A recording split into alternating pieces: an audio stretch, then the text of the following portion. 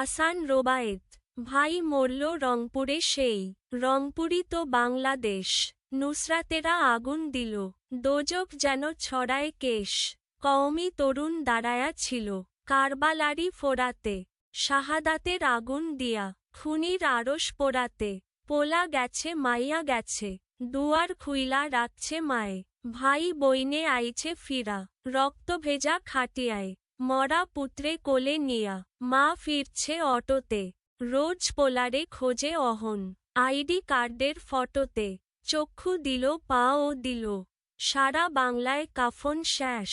গোরস্থানে কান্দে শহীদ, পঙ্গু যেন হয় না দেশ। মায়ের ওড়না বাইন্ধা মাথায়, পুত মিছিলে হারাইল প্রাণ। ঘাস কান্দে গাছ কান্দে, কান্দে বাঁশের গোরস্থান। খোদার আরশ কাইপা ওঠে, শুইনা বাপের হাহাকার। একটা মানুষ মারার লাগি কয়টা গুলি লাগে ছাড়। লাশের ভিতর লাশ ডুইবা যায়, রাতের হাওয়ায় কিসের লাল। সারা আকাশ ছাইয়া আছে, কোন শহীদের গায়ের শাল। চিরকালই স্বাধীনতা আসে এমন রীতিতে, কত রক্ত লাইগা আছে বাংলাদেশের সিথিতে। শব্দার্থ ও টিকা, শাহাদাত, শহীদ হওয়া, ধর্ম, ন্যায় ও সত্য রক্ষার বা প্রতিষ্ঠার কাজে নিহত হওয়া। আরশ, সর্বব্যাপী খোদার আসন। খাটিয়া, ক্ষুদ্র খাট, সাধারণত যা দড়ি দিয়ে ছাওয়া হয়। আইডি কার্ড, পরিচয়পত্র। গোরস্থান, কবরস্থান, সমাধিক্ষেত্র। সিথি, মাথার চুল দুই ভাগে বিন্যস্ত করে যে সরু রেখা সৃষ্টি হয়। পাঠের উদ্দেশ্য, বাংলাদেশের মুক্তি আন্দোলনের পরিক্রমায় জুলাই ২০২৪ এর মর্ম অনুধাবন করতে পারা। পাঠ পরিচিতি। হাসান রোবায়েতের সিথি কবিতায় সাম্প্রতিক বাংলাদেশের এক নির্মম ও মর্মন্তুদ অভিজ্ঞতার প্রকাশ ঘটেছে। শিক্ষার্থী জনতার অভ্যুত্থান ২০২৪ এ বিজয়ী হয়ে বাংলাদেশের মানুষ নতুনভাবে মুক্তির স্বাদ পেয়েছে। কিন্তু অগণিত মানুষের আত্মদানের বিনিময়ে রচিত হয়েছে সে মৃত্যুর গাথা। শাসকপক্ষের মরণ কামড় উপেক্ষা করে প্রাণ দিয়েছে আবাল বৃদ্ধ বনিতা। মুখের ভাষার উচ্চারণ রীতি আর বাগ্বিধি ব্যবহার করে কবি এক রক্তস্নাত বাংলাদেশের অন্তরঙ্গ ছবি এঁকেছেন। তাতে দেশের কল্যাণ আর মানুষের মুক্তির প্রত্যয়ও ঘোষিত হয়েছে। কবিতাটিতে বাংলাদেশের মানুষের মুক্তি সংগ্রামের ধারাবাহিকতায় ২০২৪ এর অভ্যুত্থান এক নতুন বিজয়গাথা হিসেবে প্রতিষ্ঠিত হয়েছে। কবি পরিচিতি। হাসান রোবায়েত ১৯৮৯ সালের ১৯ আগস্ট বগুড়া জেলার সোনাতলা থানার অন্তর্গত পশ্চিম তেকানি গ্রামে জন্মগ্রহণ করেন। তার পিতার নাম মোহাম্মদ মোস্তাফিজুর রহমান এবং মায়ের নাম ফারহানা রহমান। তিনি বগুড়ার police line school and college, সরকারি আজিজুল হক কলেজ এবং ঢাকা বিশ্ববিদ্যালয়ের গণিত বিভাগে পড়াশোনা করেছেন। উল্লেখযোগ্য কবিতার বই মিন গন্ধের তারা, মাধুডাঙ্গা তীরে, মুসলমানের ছেলে, ছায়া কারবালা ইত্যাদি। মেঘের ভিতর হরিণ ঘুমায় তার কিশোর কবিতার বই। কর্ম অনুশীলন।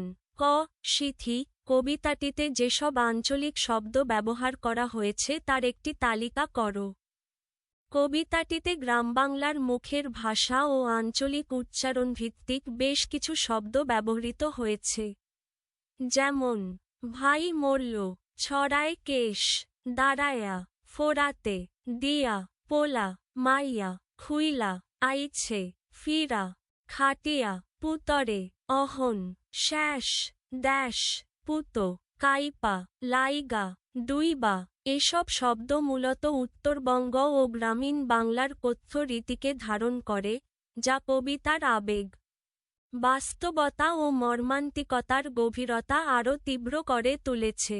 খ তোমার শ্রেণীতে কবিতাটি আবৃত্তির জন্য একটি অনুষ্ঠানের আয়োজন করো। শিক্ষকের সহায়তায় কবিতাটি আবৃত্তির জন্য অনুষ্ঠানের আয়োজন, পরিকল্পনা।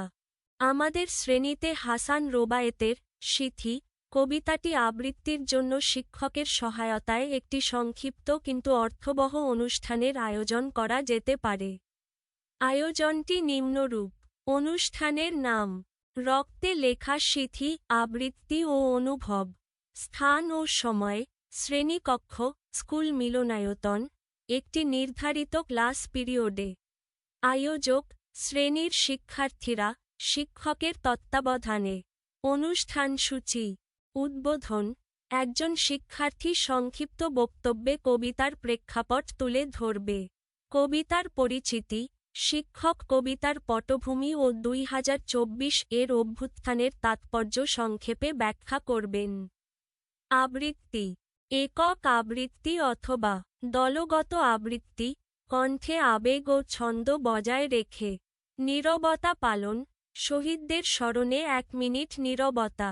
অনুভব প্রকাশ: 2-3 জন শিক্ষার্থী কবিতাটি পড়ে তাদের অনুভূতি সংক্ষেপে প্রকাশ করবে।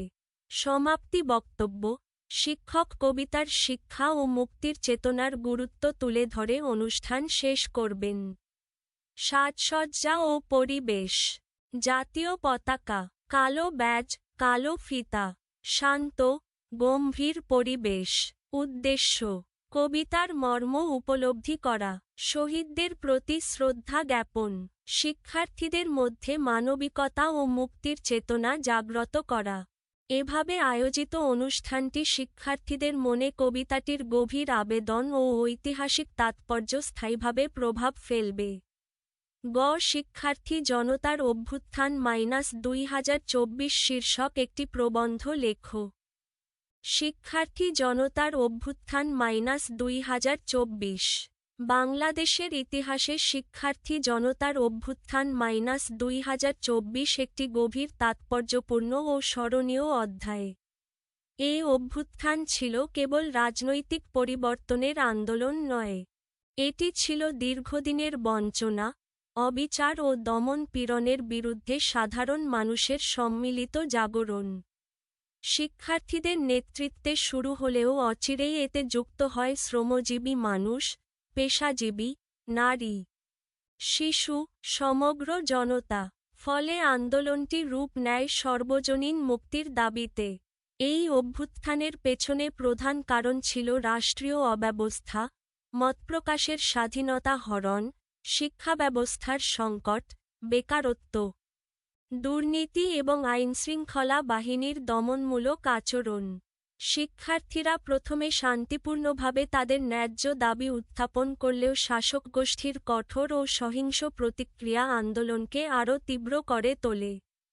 গুলি, গ্রেপ্তার, গুম ও হত্যার মধ্যেও আন্দোলন দমে যায়নি, বরং রক্তের বিনিময়ে তা আরও বিস্তৃত হয়েছে। 2024 সালের এই আন্দোলনে সবচেয়ে হৃদয়বিদারক দিক হল অসংখ্য তরুণ তাজা প্রাণের আত্মদান।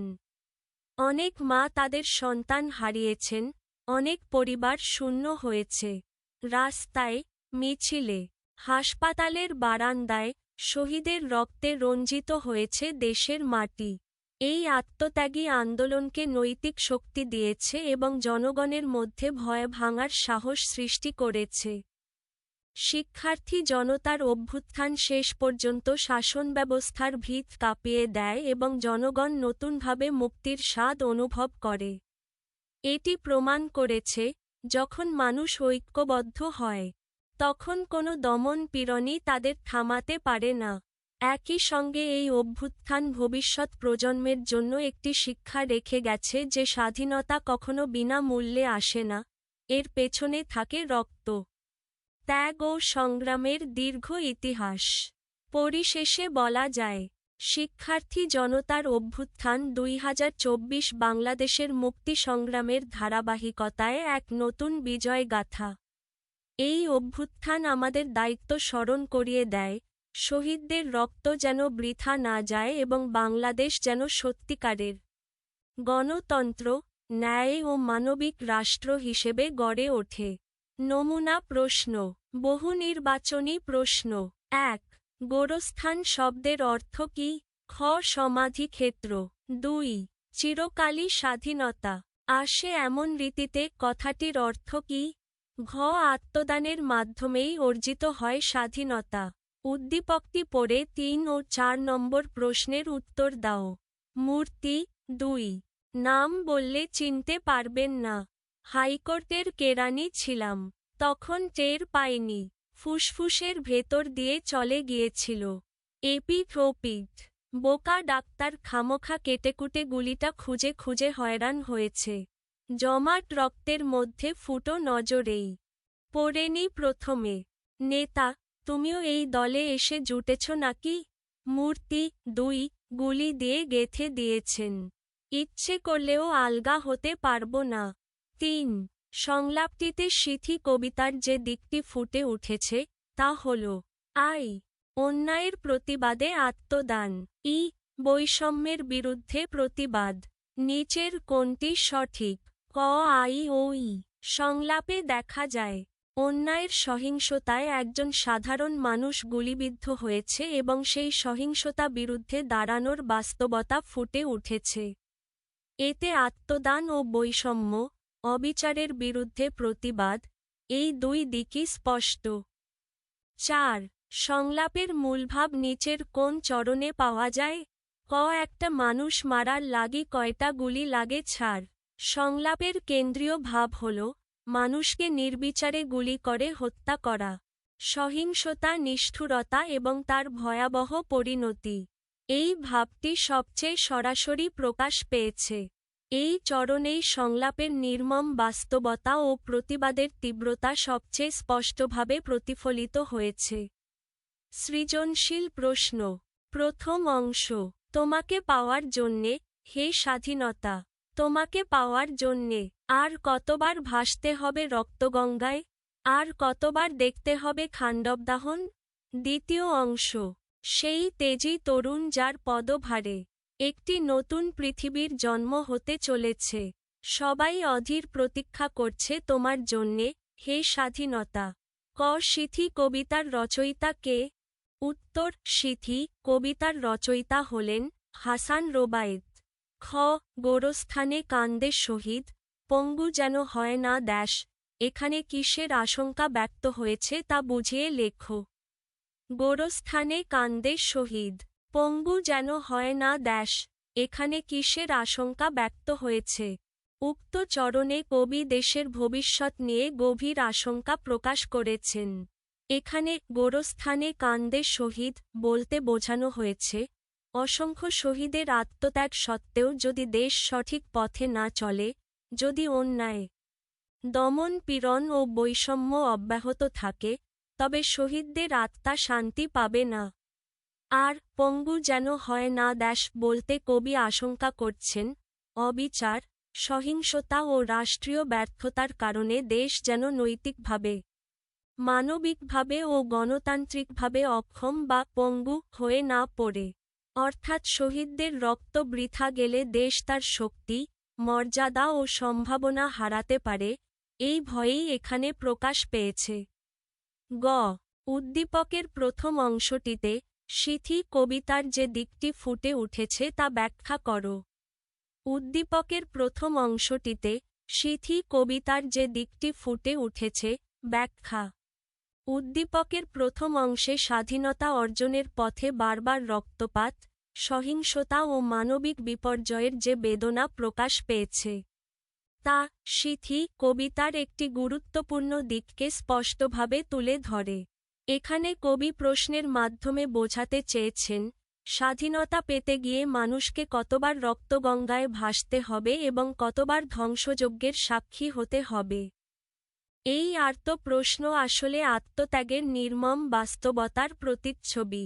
সিথি কবিতাতেও দেখা যায়, স্বাধীনতা কখনোই সহজে আসেনি, তা এসেছে অগণিত শহীদের রক্ত, মায়ের কান্না, সন্তানের মৃত্যু ও দেশের বুকের গভীর ক্ষতের মধ্য দিয়ে। চিরকালই স্বাধীনতা আসে এমন রীতিতে, এই উপলব্ধির সঙ্গে উদ্দীপকের প্রথম অংশের ভাব সম্পূর্ণভাবে মিল খুঁজে পায়। উভয় ক্ষেত্রেই স্বাধীনতার মূল্য হিসেবে রক্ত, যন্ত্রণা ও আত্মবিসর্জনের করুণ ইতিহাস ফুটে উঠেছে। অতএব বলা যায়, উদ্দীপকের প্রথম অংশে সিথি কবিতার স্বাধীনতা অর্জনের বিনিময়ে অবিরাম আত্মদান ও রক্তক্ষয়ের বেদনাদায়ক বাস্তবতা স্পষ্টভাবে প্রতিফলিত হয়েছে। ঘ উদ্দীপকের দ্বিতীয় অংশটি, সিথি কবিতার মূল বক্তব্য। মন্তব্যটি মূল্যায়ন করো। উদ্দীপকের দ্বিতীয় অংশে বলা হয়েছে যে এক তেজি তরুণের নেতৃত্বে একটি নতুন পৃথিবীর জন্ম হতে চলেছে এবং সবাই অধীর আগ্রহে স্বাধীনতার অপেক্ষায় আছে। এখানে ভবিষ্যতের প্রতি আশা, প্রত্যাশা ও নবজাগরণের চেতনা প্রকাশ পেয়েছে। এটি আন্দোলনের ইতিবাচক দিক ও মুক্তির আকাঙ্ক্ষা সামনে আনে। সিথি কবিতার মূল বক্তব্য হল, বাংলাদেশের স্বাধীনতা ও মুক্তি অর্জিত হয়েছে অগণিত মানুষের রক্ত, আত্মদান ও যন্ত্রণার বিনিময়ে। কবিতায় মায়ের কান্না, শহীদের লাশ, গোরস্থানের হাহাকার এবং দেশের সিথিতে জমে থাকা রক্তের ছবি প্রধান হয়ে উঠেছে। এর মধ্য দিয়ে কবি স্বাধীনতার মূল্য ও তার নির্মম বাস্তবতাকেই সবচেয়ে জোরালোভাবে তুলে ধরেছেন। তবে কবিতার শেষে মুক্তি ও কল্যাণের প্রত্যয়ও ইঙ্গিত আকারে উপস্থিত। সেই দিক থেকে উদ্দীপকের দ্বিতীয় অংশের আশাবাদী ভাব, সিথি কবিতার সঙ্গে আংশিকভাবে সঙ্গতিপূর্ণ। কিন্তু এটি কবিতার কেন্দ্রীয় বক্তব্য নয়। বরং কবিতার প্রধান ফোকাস হল আত্মত্যাগ ও রক্তাক্ত সংগ্রামের ইতিহাস। অতএব বলা যায় মন্তব্যটি পূর্ণাঙ্গভাবে সঠিক নয়। উদ্দীপকের দ্বিতীয় অংশ, সিথি কবিতার একটি সহায়ক বা অন্তর্নিহিত দিককে প্রকাশ করে। কিন্তু কবিতার মূল বক্তব্য মূলত স্বাধীনতা অর্জনের রক্তমাখা মূল্য ও ত্যাগের বাস্তবতাকেই ধারণ করে।